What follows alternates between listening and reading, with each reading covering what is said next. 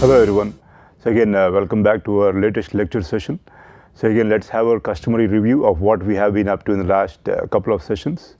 So I guess we have been discussing about the reduction potentials and the standard reduction potential, yes. And I guess we have been able to now understand what it is that I need to understand. Let's say when I look at PE or PE naught, and let's say when I look at two half reactions, let's say, right, the half reactions written as reduction, let's say, which is the way standard half reactions are written, right. I then can by comparing the PE values, right, go about finding about, let's say, which reaction will stay as reduction and which reaction will proceed as oxidation, right. So again, let's try to quickly summarize again what we have been up to. So we looked at, let's say, developing the relevant equation for PE, that's equal to P naught minus 1 by n log Q dash, right. And this particular equation we derived from our particular simpler example of A oxidized form plus n electrons going to its reduced form, right. And obviously n here is the number of electrons being transferred here, and Q dash, what is that? Nothing but activity of the reduced form by activity of the oxidized form of the compound, right. So again, then once we looked at this particular what is the equation of PE, right, we then looked at the relevance of PE naught, and then also looked at how I can understand the system by looking at, let's say, the variables PE minus PE naught, right. For that particular example, we tried to draw the analogy with respect to the acid base reactions, yes. So I guess for the acid base reactions we had something like, let's say, HA can deprotonate, right, H plus plus A minus, or written as this particular form, right, HA, right. So similar to our particular equation here, right, which is nothing but n electrons plus A oxidized form goes to the reduced form. As in here it's the compound with without the proton, here it's the compound without the electron, here it's the compound with the proton, here it's the compound I guess with the electron, right. Again, that's obviously layman's terms, but helpful in understanding the relevant system, I guess, right. So in that particular what do we say example, let's say, we started looking at the relevant aspects with respect to the graph of PE, right, with respect to the concentration of the either the oxidized form or the reduced form of the compound. I guess let's again look at that particular graph here. So here we have PE. Obviously when you have H plus involved in that particular half reaction, then you are going to have the reference to be P naught minus NH by NPH, right. Let's say for this particular case though, it's only going to be P naught, obviously, right. So obviously let's say when PE minus PE naught, let's say, is low, right, what does that mean? That means the activity of the electrons is going to be relatively high. So what does that mean? Obviously looking at this half reaction again, if the activity of the relevant electrons, let's say, is relatively high, right, the theoretical activity obviously, right, then obviously the reaction would proceed to the right, thus the reduced species would predominate, and thus we see that the reduced species or A reduced, which means with the electron, is going to predominate in the region PE less than PE naught, right, and obviously that's the reference here, right, in this particular region. But obviously in the other particular region where PE is greater than P naught, or when PE minus P naught value is high, what do we see here? Obviously, the inverse of what we discussed earlier, right, or the converse, let's say. So we have low what do we say, expected activities of the electron, thus what does that mean now? So again oxidized species would predominate, right. So low values of, or low what do we say, concentrations of these particular electron, right, meaning the reaction to the left would be what do we say, preferred. Again, this is for your particular understanding, right. Again, obviously these are half reactions, when we talk about activities of electrons, right, you do know that these are more or less, let's say, the probable values or theoretical values, because from our background we do know that electrons would not exist in solution, right, or they will not accumulate in the solution, yes. Again, so obviously when we have low what do we say, activities of the electron, oxidized species would predominate. So that's why in this particular region we see that the oxidized form or the compound without the electron would predominate, right. So, this is obviously similar to our particular acid base relevant chemical process, where on the left hand side of our pK, I guess, right, we have our protonated form or with the H plus, and here in this particular region again we have the deprotonated form or without the H plus, right. Again, that is for your particular understanding obviously. So, let us move on to what we looked at. Then we started looking at, let us say, we had two half reactions, I guess, right. Let us say 1 and 2 half reactions, and we have the PE1 and PE2 for these particular half reactions, let us say. Then we looked at ways to be able to understand which particular half reaction will go through as reduction and which one would go through as oxidation. I think the example we considered was similar to, right, A oxidized plus N1 electrons goes to A reduced form, and here B oxidized plus N2 electrons goes to B reduced form, right. So, obviously here both the half reactions are written as reduction, right, but for obviously a redox process to go through, you need both an acceptance, right, and also donating of the electron, right.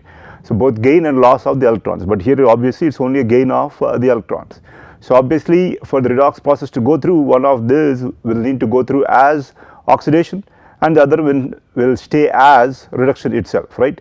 So, obviously to compare that, I guess we looked at a relevant example and or the derivation, I guess, right. We came up with some equation like P1 minus P2, right, is equal to 1 by N1 N2, right, N1 and N2 being the number of electrons being transferred, right, say in each half reaction, right, say, right, and log K by Q, right. So, after looking at this particular equation, or we can look at it right now again too, what happens when K is greater than Q. So, this term is positive, K greater than Q, meaning Q less than K, right. So, obviously what do you see here? You see that this term is going to be positive, or PE1 minus PE2 is going to be positive. So, obviously when Q less than K, right, what does it mean? The reaction would proceed as written. And how did we write this particular what do we say equation? If you remember, we said that this would proceed as reduction, and obviously it is negative here. So, this we considered would proceed as oxidation,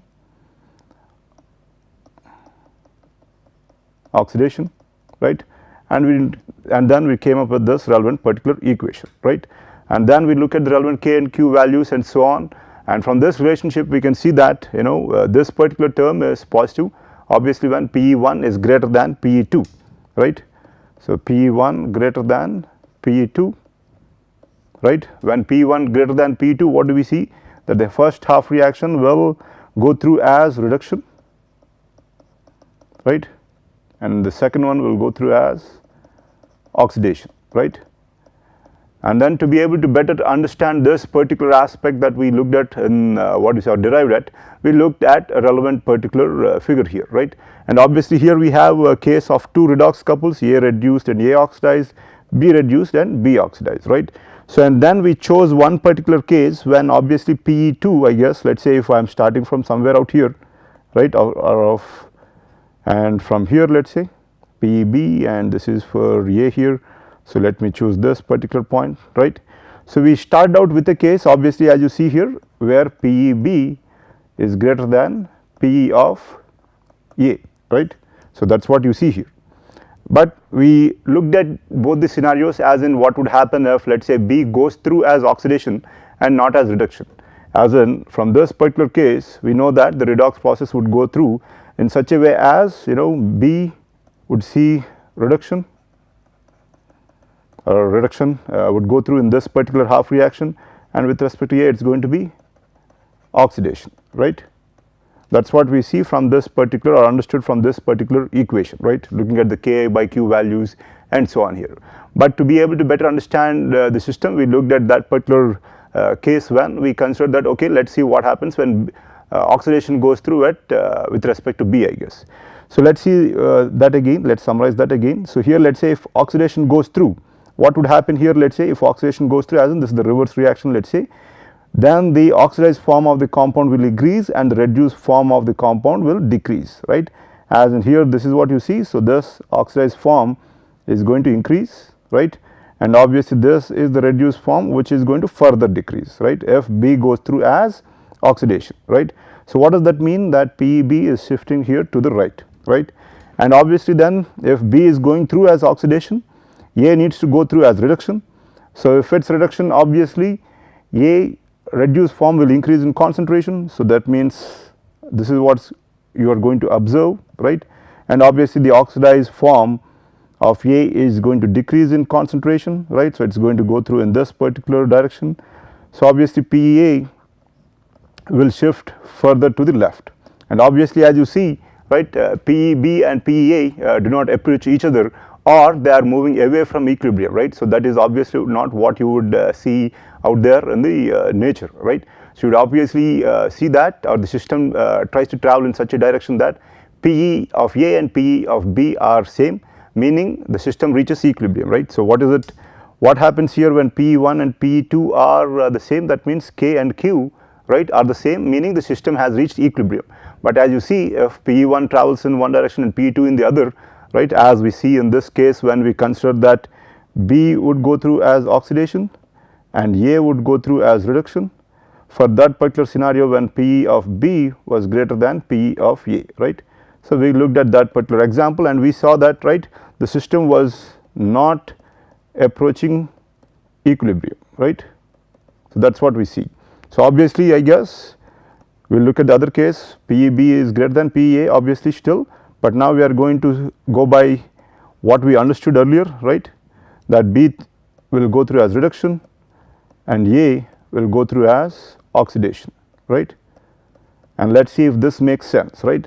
So obviously if B is going through as reduction, right, the reduced form of B would increase in concentration. So right, this is the reduced form, right.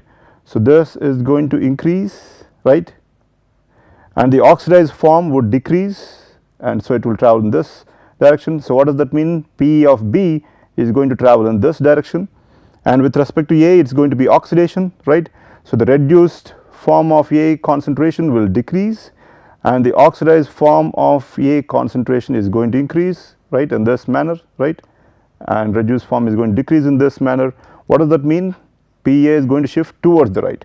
So in this particular case, right, when we saw that, let us say for the case of PEB greater than PEA, we consider, let us say B goes through as reduction, A as then as oxidation, you then see that the system approaches equilibrium, right. So that is what obviously goes through. So obviously we looked at it in two aspects, one with respect to the equation PE1 minus PE2 equal to 1 by N1 N2 log K by Q, and also visually, I guess, right. So then we started discussing the relevant aspects, I believe, with respect to application of PE values. So we are going to skip that and move on to what we some of the applications here, I guess. So now let us say we are going to consider cases, let us say when, let us say we consider only, let us say, the redox process, what would be the PE value and what would the PE value be considering all the relevant chemical process we have discussed thus far, right, as in complexation, precipitation, dissolution and acid base, right. So that particular, what do we say, analysis now that we are going to do over a couple of sessions, right, is going to give you a clearer picture of the relative importance of each of these processes we have discussed thus far, right. So before we go further, I guess we are going to look at a few standard what do we say, redox potential tables. So here obviously let us pay attention to these particular names here, right.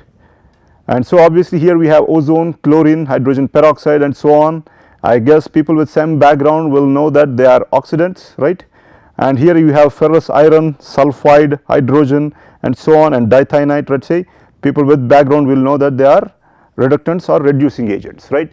But let us say let us say you do not have that background. So how will you, let us say, be able to estimate, let us say, which particular compound would act as a reducing agent in general out there in the nature, and which one would in general act as a oxidizing agent. So for that particular aspect, I guess you are going to refer to your P naught value here, let us say, right. So here, you know, the P value is positive and pretty high. So what does that mean again, right, that the reaction strongly favors going to the right. P naught, if you see, remember what was that, it was nothing but equal to 1 by N, I believe, log K, right. P naught value we define it as 1 by N log K, if you remember the relevant, or if you can recall the relevant derivation. So greater P naught means greater the value of K, right, and we know K is nothing but activity of the products rise to the relevant stoichiometry by activity of the reactants, right. And obviously if you look at that, a greater value of K means this reaction would go through in the or go to the right, right. So obviously reduction is going to take place, right, as in this particular compound would act as a strong electron acceptor, right. So electron acceptor we know is an oxidant, right. So obviously when the P naught value is high, meaning K value is relatively high, what does that mean? That the reaction would go through or prefer to go through in this particular direction, right. And thus what does that mean? That this in this particular case O3 ozone, right, we can understand that it is a strong oxidizing agent. So when someone refers to, let us say, a particular compound as a strong oxidizing agent or a strong reducing agent, keep in mind that they are all relative, as you can see from these particular tables, right. So for example, ozone, among the relevant oxidizing agents listed here or oxidants listed here, you see that is remarkably what do we say, strong oxidizing agent, right. So obviously compared to, let us say, chromate, well, that is not a great example, or compared to oxygen, you see ozone, let us say, right, is a much better or strong oxidizing agent, right. So while here P naught value is 21, here it is around 35, but keep in mind that here we are talking about logarithmic values. P naught is 1 by n log K. So fact, let us say a difference here we have, what do we say, differing by 10, right, that means it is a considerable difference here, right. So keep that in mind, that P naught values are 1 by n log K, so we need to look at the logarithmic scale, right. So obviously reductants, I guess, right. So here I guess it does not give you a great picture, as in this particular system seems to be a bit messed up. So obviously if it is negative, right, what do you understand if it is negative now, right, say. So P naught is equal to 1 by n log K, and if P naught is negative, right, what does that mean? That K value is pretty less, right, or less, let us say, relatively less. So if K value is less, what does that mean now? The reaction to the left will be favored or will proceed, right. So the reaction to the left, and in that case what do you see? That it is going to be oxidation, right, or the relevant compound here would act as a strong electron donor or a strong reductant, right. So but obviously I guess P naught does not give you the true or accurate picture. So for that particular case we have, I guess, looking at a particular system where, let us say, we consider the relevant activities of these compounds, let us say, which are involved in your half reactions to be 10 power minus 3 and the pH to be at 7, and then I guess you can look at the P values, right, for that particular hypothetical scenario, which more or less would be similar to what you would expect in nature. We are choosing 10 power minus 3 as in relatively low concentrations, but not too low as to be hypothetical values, right. So we are now going to look at what do we say, P values rather than just P naught. The P values we are going to consider, I guess, is when, let us say, at pH 7, right, and also when all the other activities are equal to 10 power minus 3. Yes, so we are looking at this particular calculation for Pe, right, which is equal to P naught minus 1 by n log activity of the reduced form by activity of the oxidized form, right. And obviously if we have any other elements too, I guess, right. So anyhow, for that, from that particular scenario, or for that particular scenario, we now have the P values, right. And obviously this will also take into account the effect of pH, right. And so this will obviously, or this particular set of data will give us a better idea about trying to understand which particular compound, let us say, would act as a oxidant, and which one, let us say, would act as a reducing agent, let us say, for example, dithionite here, right, dithionite here, yes. So how do I go about that now, right. So unlike P naught, right, which is 1 by n log K, right, this gives me an idea about the system at let us say equilibrium, right, or obviously when the activity or theoretical activity of the electron, let us say, when all the other activities are equal to 1, right. So again, why do I say so? Because we know that P equal to this particular case, right, and obviously what is this now, when activity of all the other compounds is equal to 1, you see that P equal to P naught. So again, that is what we just understood here. So P naught equal to 1 by n log K, right. So we can understand this particular case as in, let us say, which one would be a strong oxidizing agent or such. But with respect to looking at Pe, let us say, now I can compare Pe1 and Pe2 of any two half reactions, let us say. So for example, let us look at this particular ozone, and let us say nitrate here, right. So, if I consider these two half reactions, I see that PE1, which is 27.4, right, is greater than PE2, and what is PE2 here? It is 6.14, right. So, again what does this mean? This will help us understand that ozone, right, will oxidize ammonia to nitrate, right. And how did we come about that? Again we looked at the relevant derivations and such earlier. So, here by looking at the two PE values, right, for this particular scenario when pH equal to 7 and the activities are equal to 10 power minus 3, we see that we have this particular PE for ozone 27.4 and 6.14 for the nitrate relevant half reaction. So, by comparing the two PE values, I see PE1 is greater than PE2, right. So, obviously what does this mean? This particular reaction will go through as written, right, or would proceed from left to the right, right, while this will proceed from the right to the left, or this would not go as reduction, but will go as oxidation, right. So, here we have reduction, right, gain of electron, oxidation, here we have the loss of electrons if this is reversed, yes. So, that is what you will observe. So, in any such scenario when you compare let us say the PE values of any two compounds, let us say, so here permanganate let us say, and let us say any compound here let us say ferrous iron, right, you will know that PE1 is greater than PE2, right. So, permanganate reaction will go through as this particular case, right. So, our MnO4 minus will oxidize let us say, right, Fe2 plus 2, where do I look at? So, let us say for this particular case Fe2 plus 2, FeO is thrice the solid, right, yes. So, that is what obviously you would see here. So, again what is the whole point behind it? So, the system would try to reach equilibrium, right, as in PE1 and PE2 would travel in this particular direction, as in they would try to reach equilibrium, right. And when will we reach equilibrium? When PE1 decreases obviously in this case and PE2 increases in such a manner that finally we end up with PE1 is equal to PE2 and we end up reaching equilibrium, right. So, let us just try to understand that obviously again. So, looking at those tables I can compare for any particular cases let us say PE1 and PE2, and once I identify which particular PE value is high, let us say PE1 is higher than PE2, right, for that ozone and ammonia relevant half reaction. So, what happens now for the system to reach equilibrium? You know that it should be PE1 equal to PE2, right. So, for that to happen obviously, and we looked at the relevant figure 2 earlier, right, we see that PE1 has to decrease and PE2 has to increase, right, and until PE1 is equal to PE2, right. So, obviously again PE1 will have to proceed as reduction and PE2 will have to proceed as oxidation, right. So, we are going to look at this particular case of reductive dechlorination of carbon tetrachloride, right, or perchloroethylene here, right. So, here I guess the relevant aspect is that these chlorinated solvents, so let us say, are toxic to humans.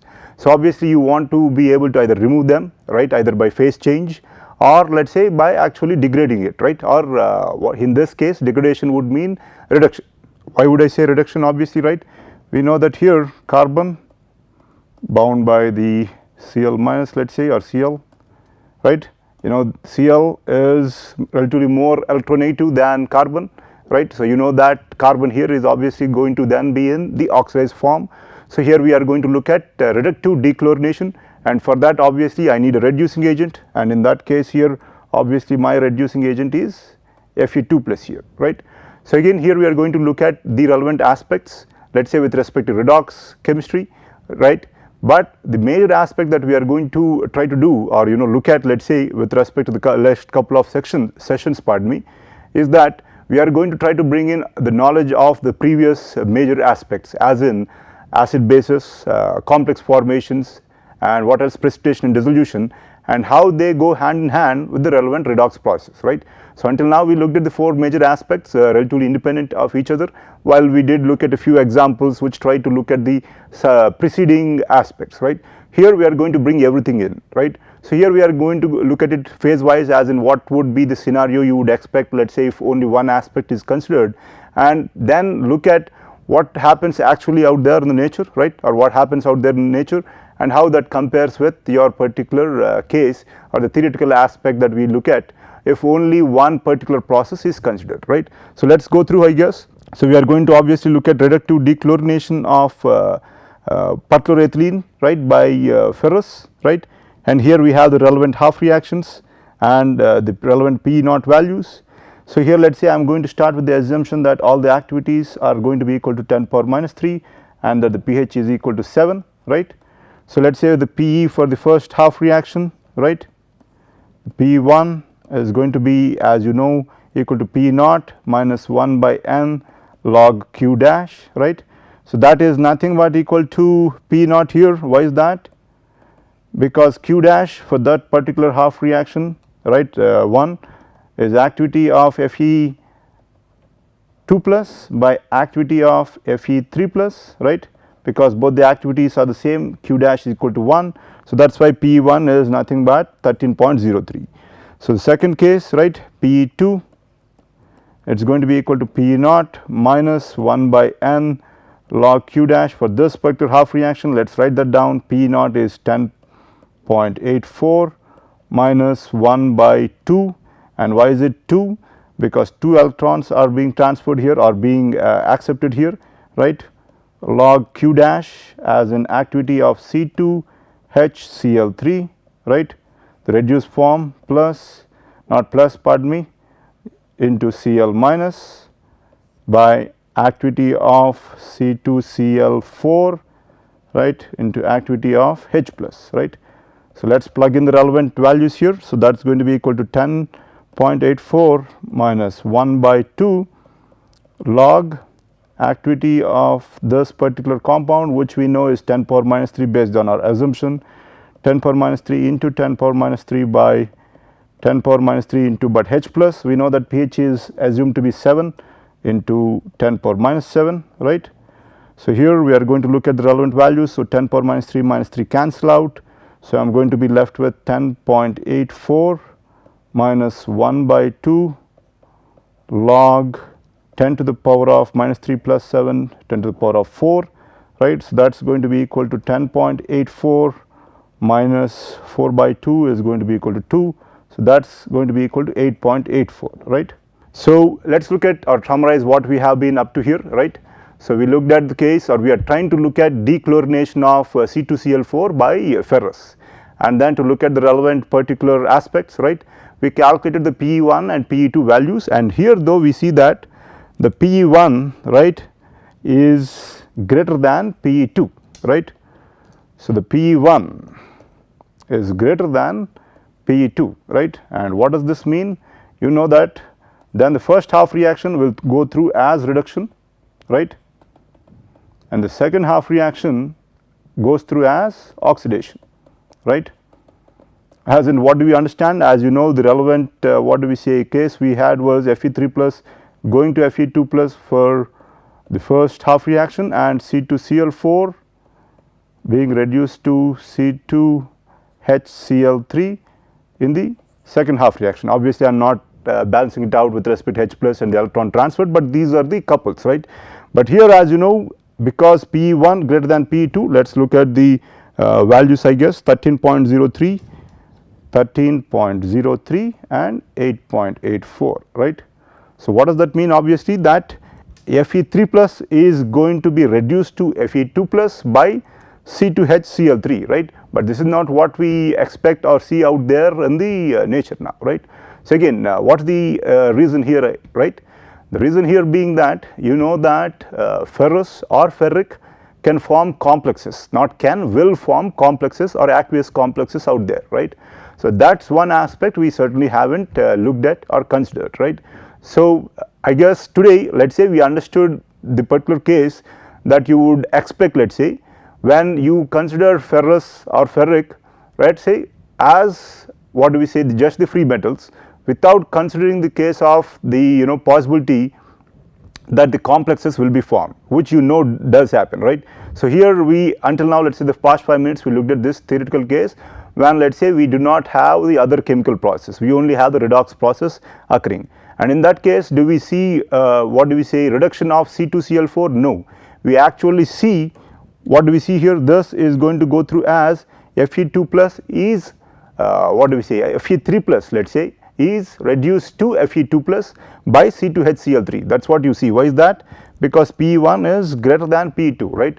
So in the next couple of sessions or next session, right, we are going to look at that particular case when we consider, let us say, Fe2 plus and Fe3 plus can form aqueous complexes, and then we are going to look at calculation of the actual, what do we say, concentrations of these Fe2 plus and Fe3 plus metals or free metals that would be in equilibrium with the complexes in the solution, and then calculate the Pe values, right. So I guess for now we looked at case 1, let us say, case 1, right, what do we say, only redox, right, and we see that Pe1 greater than Pe2, right. What does that mean? That Fe3 plus is reduced to Fe2 plus by C2HCl3, right. That is what we see, because P1 greater than P2, this will go through as reduction, right, and this will go through as oxidation, as in this particular compound will act as the reducing agent to reduce Fe3 plus to Fe2 plus, right. But why is that? Because we consider the case that only redox process occur. So in the next couple of cases, right, we are going to consider the case, let us say, when we also have complex formation and redox, and then calculate P1 and P2, and then try to understand the system accordingly, right. So I guess with that I will end today's session, and hopefully with the next session you should be able to get the holistic approach, right, or understand the holistic aspects that are involved in this particular scenario, right. So and I guess with that I will end today's session, and thank you.